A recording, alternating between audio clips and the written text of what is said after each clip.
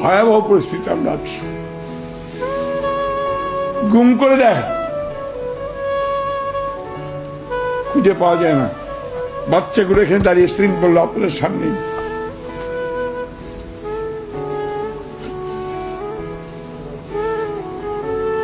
আমি দুঃখিত, দেখতে দেখতে আমি খুব আবেগপ্রবণ হয়ে গেছি।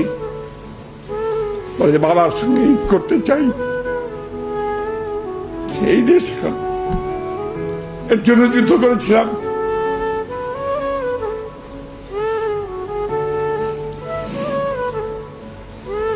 নতুন নতুন আইন হচ্ছে, এই আইনে এখন কথাও বলা যাবে না। যাবজ্জীবন কারাদণ্ড, 1 কোটি টাকা জরিমানা, আকারে ইঙ্গিতে যে কোনো ভাবেই। এখন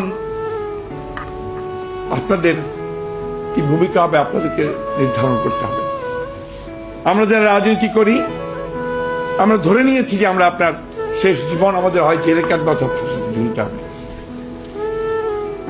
যতগুলো মামলা আছে সেই মামলায় যদি 5 বছর 10 বছর করে জেল হয়, আমরা হিসাব করেছি যে আপনাদের 250-260 বছর জেল হবে, কোন রক্ষা নাই।